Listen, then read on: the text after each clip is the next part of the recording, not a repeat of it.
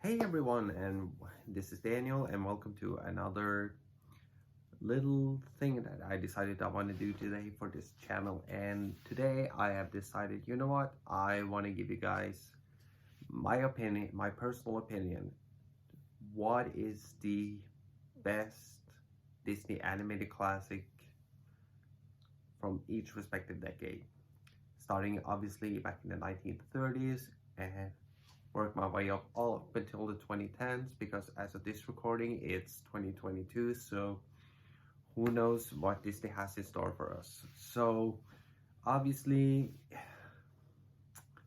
some of these is very difficult for me to choose from. I own every single Disney animated classic. I watch every single one of them every single year. So yeah, believe it or not, it is a bit of a chore sometimes, but I'm fully committed to this.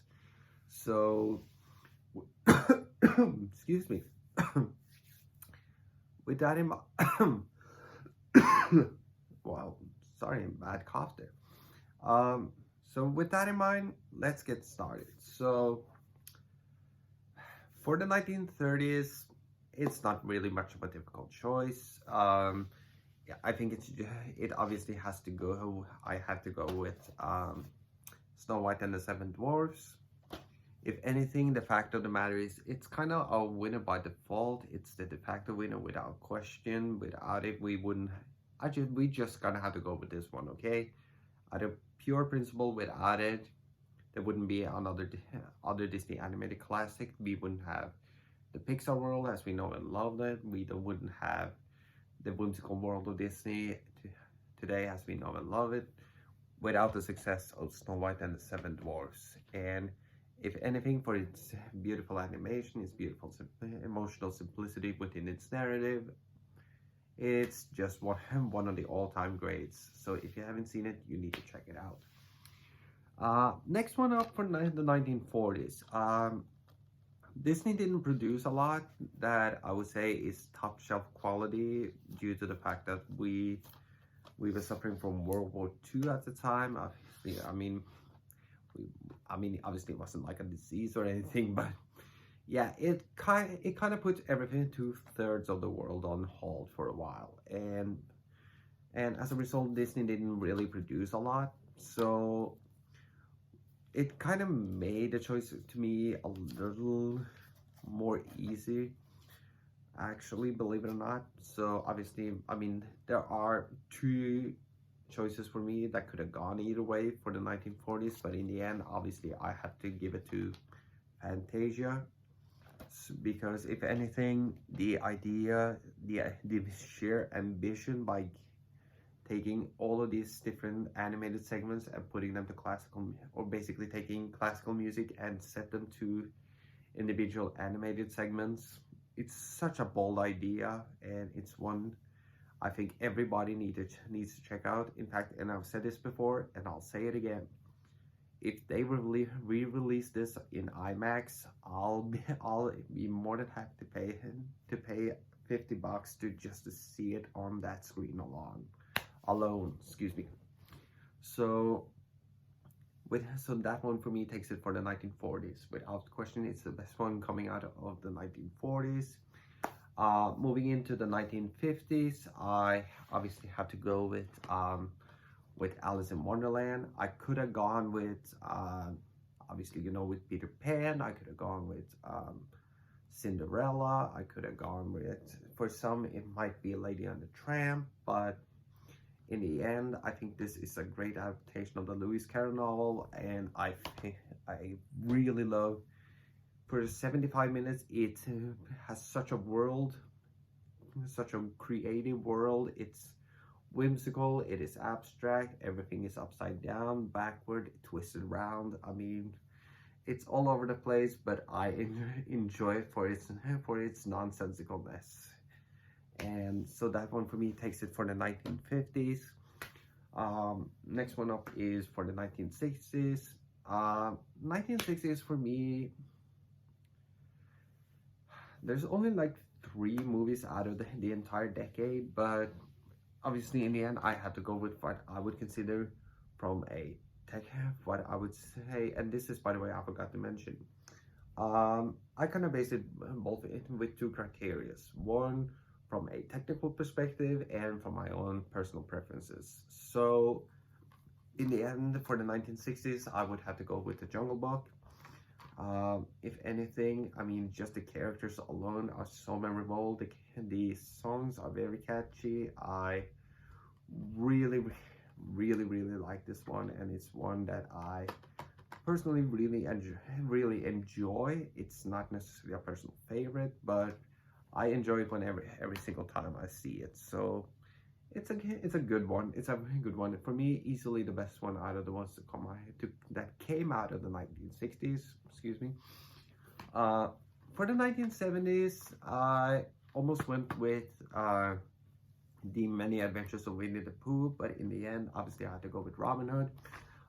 Robin Hood for me, I just love the medieval story. I love the folklore of Robin Hood. You know, taking from the rich, giving it to the poor. I really think it's a very enjoyable villain in the Sheriff of Nottingham. I enjoy.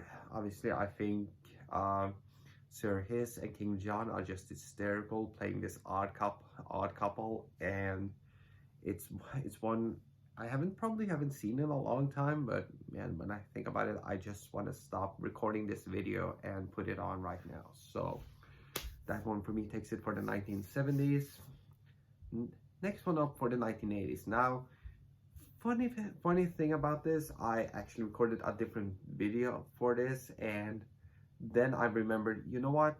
This one came out in the 1980s. I don't know why I thought it came out in the 90s. I mean, because this one is part of the Disney Renaissance, that's why. So you probably already know which one I'm going with here, but I thought this one came out in the early 90s, but it actually came out at the tail end of the 1980s, and obviously it is The Little Mermaid. I initially had The Great Mouse Detective in this spot, but yeah, I gotta give it to The Little Mermaid.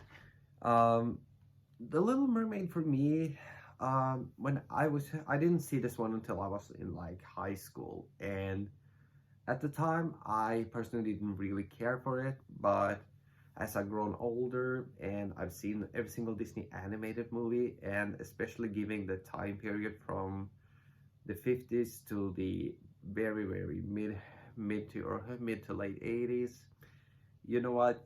Yeah, this is probably the best thing Disney has done in quite a long time, at least within that time frame. The animation is stellar, the songs are catchy and memorable, the characters are great. It's obviously the best one out of the 1980s. I mean, anything that came before it, yes, it's very hit or miss. You can obviously say Fox and the Hound or The Great Mouse Detective. I know probably some of you will say The Black Cauldron. I personally don't get it, but fine. But for me, the Little Mermaid is the best one to come out of the 1980s. Out of the 1990s, I know some of you might think that I'm actually gonna go with The Lion King, and initially I was.